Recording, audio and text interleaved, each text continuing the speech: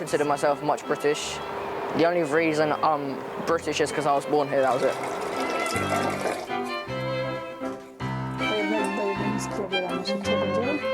My mom's from Poland. She comes from a town called Wrocław. My mom came to England. She met my dad, and then my mom went back to Poland. My dad went after my mom, and they came to England. Well, I think it's important to keep up with my Polish roots because it's something which I'm brought up with. Dzisiaj przygotowałam kapuśniaczek. Na drugie danie przygotowałam pulpeciki w sosie z ryżem i z sałatą. Do tego przygotowałam jeszcze deser, ciasto, sernik i kawa, herbata, to co zawsze. Tradycję trzeba podtrzymywać, polską tradycję. Jest to ważne, żeby to przeszło na pokolenia.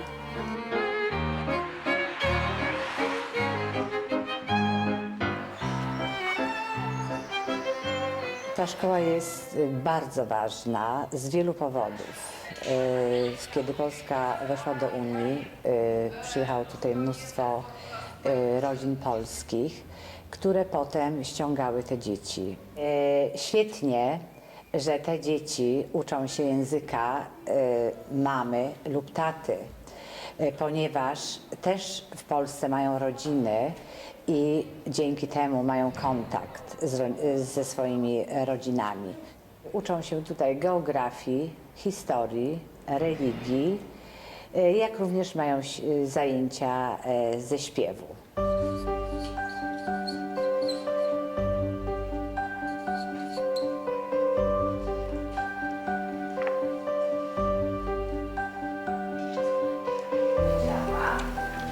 Dzisiaj mój kuzyn i mój wujek też Podtrzymują język, który bardzo często tutaj w obcym kraju, kiedy uczą się języka angielskiego, niestety zostaje zapominany. Szkoła jest dla nich takim drugim domem.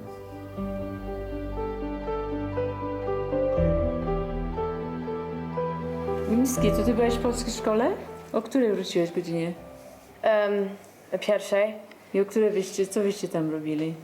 Czy wy rozmawialiście? Just Polska. I was just talking about how we came to Polska and stuff.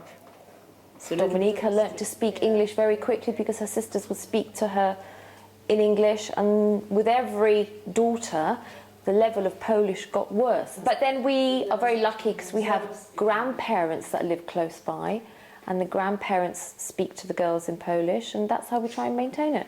And as well, they also go to Polish Saturday school. Dominika still goes to Polish Girl Guides, which the older two did as well. And that's how we try and maintain the language as best we can.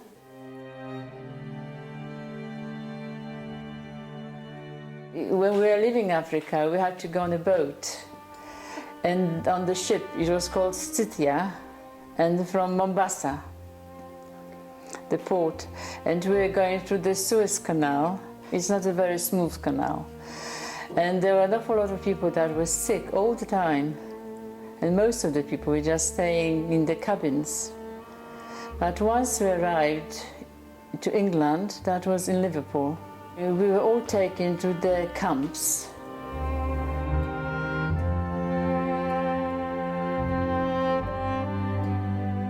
When I was looking through the photos with my grandmother, well, it was kind of a bit emotional. And she told me about her wedding and how she met my grandpa. Well, my grandma, when she was little, she was through the Second World War, and it was obviously very dramatic for a young girl like that. But then she traveled the world, and so that's like an amazing thing to have. When I went to school in London, then English was the main thing. Well, when I was growing up, and I was born in the 60s, it wasn't that easy being Polish, because I went to a school where all the children at the time were English, and it wasn't as multicultural as it is now. Most of the surnames, in fact I'd say 99% of the surnames in my school were English, of English origin, and I was one of the few who actually had a foreign surname. And I suppose at the time, when you were a young girl, you actually felt different.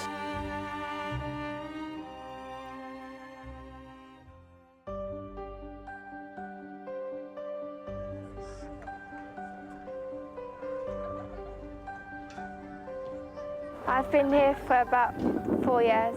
I was 9 years old when I came to England. It didn't change that much, but like I missed my family a lot.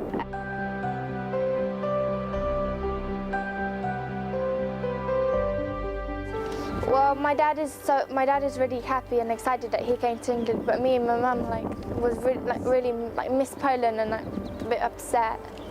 At the first, it was really hard because I didn't understand what people were saying, and I got really confused because when they asked me a question, I didn't know what to say.